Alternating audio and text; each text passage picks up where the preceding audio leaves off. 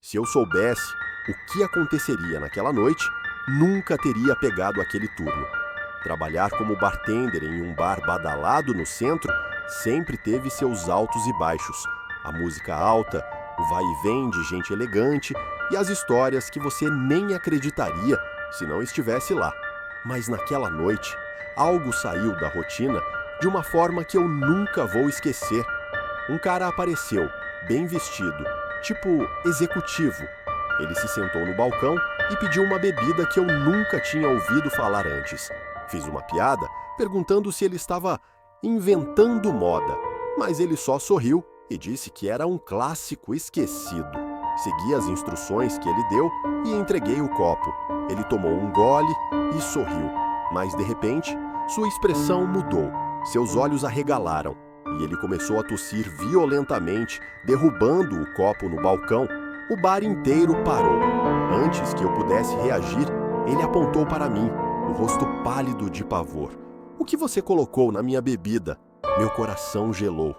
Aquela voz cortou o bar inteiro. Em segundos, todos estavam olhando para mim.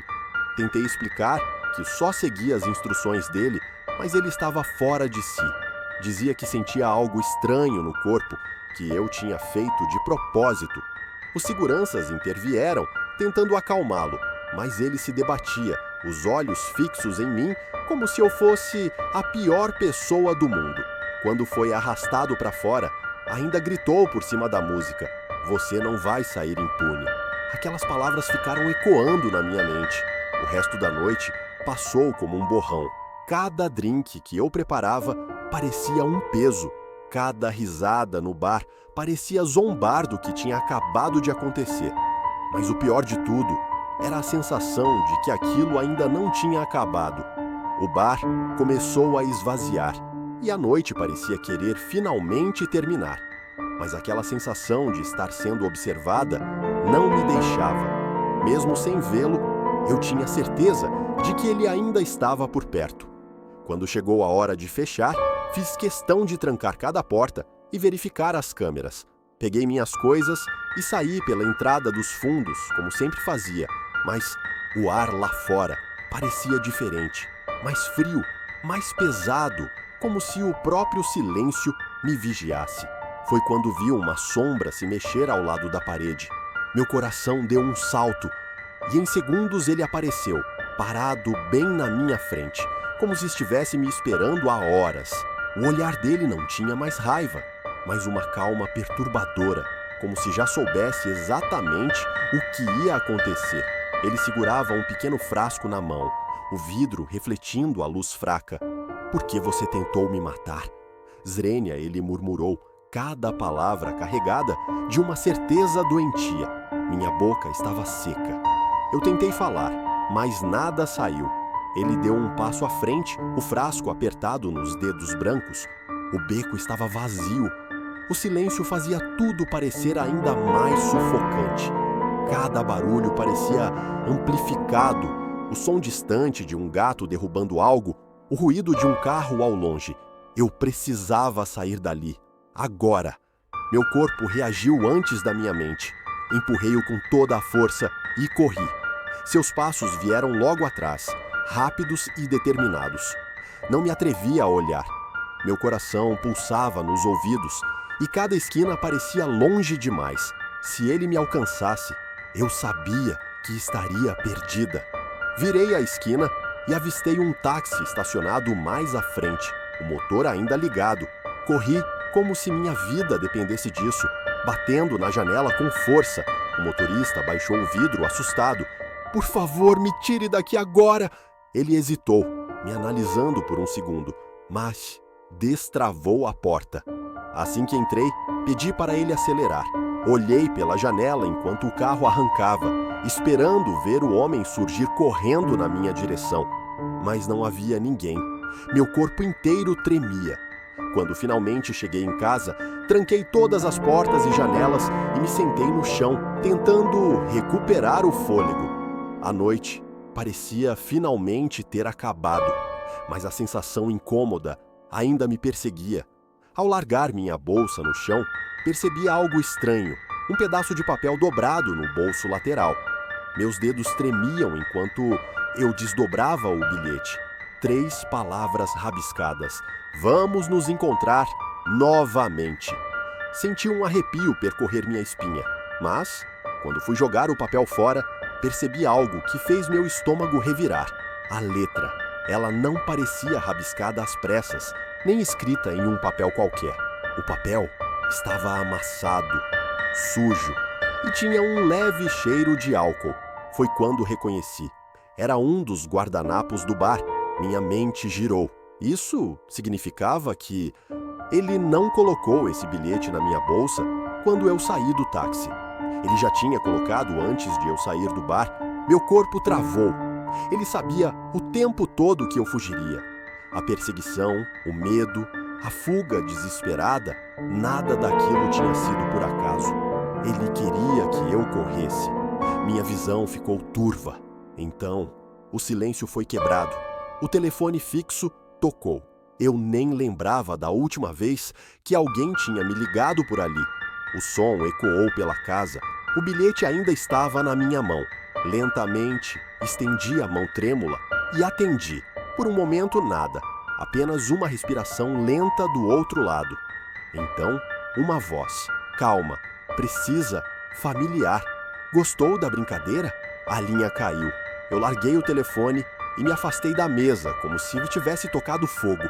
Meus joelhos cederam e eu deslizei até o chão. Meu coração batia tão forte que parecia ecoar nos meus ouvidos. Aquela noite não tinha acabado. Ela nunca acabaria. Se você está gostando, deixa o like, se inscreve no canal e ativa o sino de notificações. Assim, você nunca vai perder um novo relato aterrorizante. Se eu soubesse o que aconteceria naquela noite, nunca teria pegado aquele turno. Trabalhar como bartender em um pub pequeno de cidadezinha tem seus momentos tranquilos, mas também atrai umas figuras que acabam ficando na memória. O pub sempre teve clientes estranhos, mas nenhum como Paulo. Nenhum que me fizesse sair olhando por cima do ombro até hoje. Ele era um cliente regular, sempre sentado no mesmo banco perto do balcão. Não era exatamente sociável, mas vinha toda semana, pedia a mesma cerveja e ficava ali, meio quieto, meio observador. Mas nas últimas semanas, ele começou a mudar. Chegava mais cedo, bebia mais rápido e ficava inquieto. Seus olhos, antes vagos, agora carregavam algo de sombrio. E sua risada esporádica tinha perdido a leveza. Naquela noite, ele já estava visivelmente bêbado, quando decidi que não serviria mais nada. Quando informei que não o atenderia mais, ele ficou imóvel por alguns segundos, os olhos fixos em mim, como se tentasse decidir o que dizer. Então, sorriu. Um sorriso errado, torto. "Você não devia ter feito isso", murmurou. "Agora não tem mais volta." Depois pegou o casaco e saiu cambaleando pela porta. Tentei ignorar, mas aquela frase grudou na minha mente. Era só mais um bêbado irritado, certo? Certo. Mas havia algo no tom dele, algo calculado, que me fez sentir um frio na espinha. Já era tarde quando fechei o pub. O silêncio da rua era quase opressor. Peguei minhas coisas, desliguei as luzes e saí pela porta lateral. O estacionamento ficava logo atrás do pub, iluminado apenas por um poste, cuja lâmpada piscava de vez em quando. Cada passo meu soava alto demais no silêncio sufocante. O ar estava pesado. Algo estava errado. Foi então que ouvi passos espaçados, quase imperceptíveis, mas nítidos o suficiente para me fazer parar. Parei. O som parou junto comigo. Virei lentamente, mas vi apenas sombras projetadas pelas pilhas de caixas e pelo contorno do beco. Suspirei, tentando ignorar o frio na espinha. Continuei andando. Os passos voltaram, dessa vez mais rápidos, mais próximos. Meu coração disparou. Minha respiração ficou irregular. Então, o cesto. Paulo estava lá, parado nas sombras. Seus olhos brilhavam na escuridão. Sua postura era rígida. e em sua mão algo refletia a luz fraca do poste. Ele deu um passo à frente e a lâmpada piscou. O metal brilhou, uma chave de fenda. O medo engoliu cada músculo do meu corpo. Eu te avisei, não avisei? Ele sussurrou, a voz baixa e arrastada, como se estivesse falando sozinho. O metal raspou na lateral de uma lata de lixo próxima, o som estridente, cortando o silêncio. Minha mente gritava para correr, mas meu corpo não se movia. Fingi calma, recuando lentamente. Meu carro estava a poucos metros. Paulo, você não está pensando direito. Vamos resolver isso outro dia, ok? Minha voz tremia, mas ele nem piscou. Seus lábios se mexiam sem som, murmurando palavras desconexas. Ele parecia longe, ou perto demais. Então ele avançou. Meu corpo reagiu antes da minha mente. Empurrei-o com toda a força e corri. Seus passos vieram logo atrás. Não me atrevia a olhar. Meu coração martelava nos ouvidos e cada esquina parecia longe demais. Se ele me alcançasse, eu sabia que estaria morto. O carro. Minhas mãos tremiam. A chave caiu. Peguei. Os passos estavam mais perto. Destravei a porta e me joguei para dentro, trancando-a no mesmo segundo. Silêncio. Apenas minha respiração ofegante.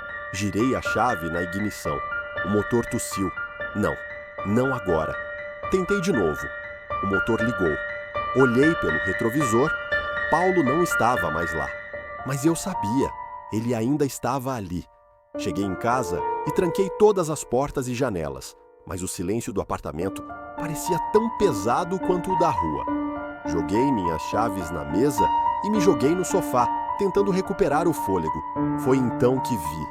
No vidro da janela havia um arranhão profundo. Minha pele arrepiou. Me aproximei devagar, minha mão tremendo quando toquei o vidro. O arranhão formava um símbolo, um círculo cortado por uma linha diagonal. E bem abaixo dele, um número. Primeiro. Meu estômago revirou. Uno. Um aviso? Um dia? Uma tentativa? Nunca mais tive paz.